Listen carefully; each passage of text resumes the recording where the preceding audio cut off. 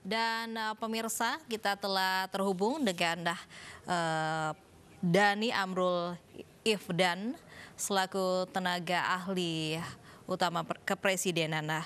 Baik, selamat sore Pak Dhani.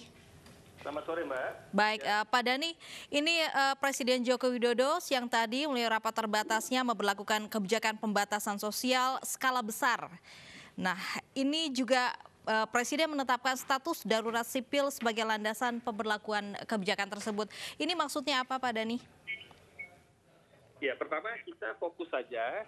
Tentu Presiden sudah mengarahkan untuk kita sesuai dengan Undang-Undang Nomor 6 2018 tentang pembatasan sosial berskala besar.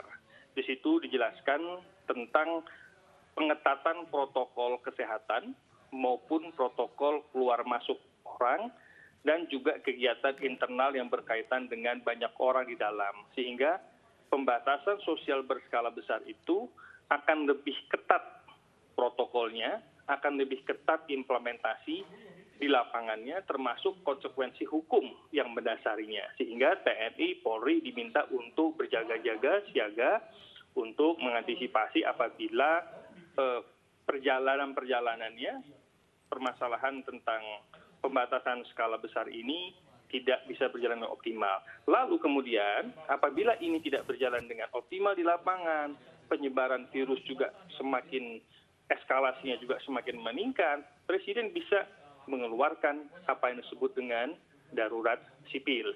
Itu sudah tertuang di dalam Perpu tahun 1953 kalau tidak salah, itu sudah dijelaskan tentang keadaan darurat sipil, di mana Presiden memegang kendali untuk melakukan eksekusi di lapangan, termasuk juga sentralisasi terhadap keputusan-keputusan yang ada di daerah. Tapi itu terjadi jika dan hanya jika pelaksanaan dari pembatasan sosial berskala besar itu tidak berjalan dengan efektif, tidak memberikan output dan outcomes yang diharapkan oleh negara dan masyarakat. Baik, Pak Dhani, hingga saat ini ratas masih terus berlangsung. Di informasinya juga Pak Dhani ikut dalam ratas tersebut. Bagaimana jalannya ratas hingga saat ini, Pak Dhani?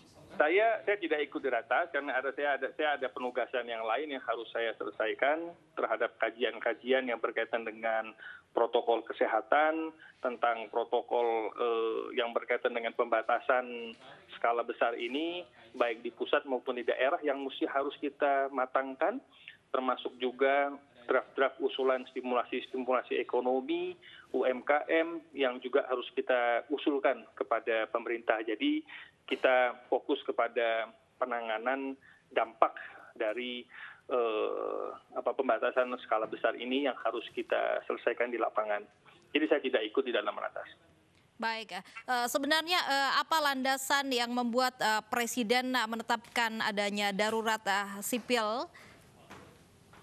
Presiden meminta adanya darurat sipil diterapkan, Pak Dhani? Ya, itu sekali lagi saya tegaskan bahwa pernyataan darurat sipil itu jika itu adalah ke depan. Jadi sekarang kita fokusnya kepada physical distancing, menjaga jarak secara fisik, dan pembatasan sosial skala besar. Nah, ini fokusnya ke sana. Apabila ini tidak optimal dan tidak mencapai target yang diharapkan, maka Presiden bisa saja mengacu atau memutuskan kepada darurat sipil.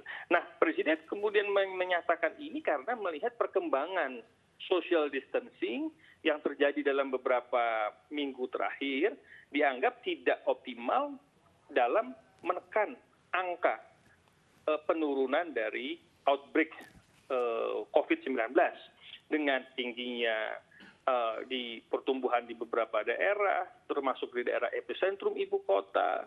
Tentu ini membuat kita harus melakukan terobosan melindungi ketahanan kesehatan nasional kita.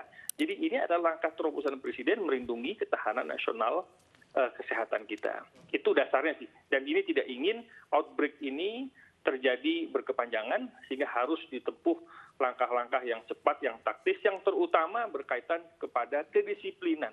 Memacu kedisiplinan masyarakat, kedisiplinan organisasi, perusahaan, industri, untuk mendukung tidak hanya social distancing, tapi juga physical distancing dan pembatasan sosial skala besar. Dan ini akan diikuti oleh pemerintah-pemerintah daerah untuk mengejawantahkan ini di dalam protokol-protokol yang ada, memperketat keluar masuknya masyarakat dan aktivitas masyarakat yang sangat-sangat diperketat. Ini perlu sosialisasi yang lebih optimal dan perlu penegakan hukum apabila ada yang melanggar terhadap apa yang disebut dengan physical distancing dan pembatasan sosial berskala besar. Dan baik, terima kasih Pak Dhani Amrul Laih Dana, tenaga ahli kepresidenan, sudah bergabung bersama kami di Breaking News.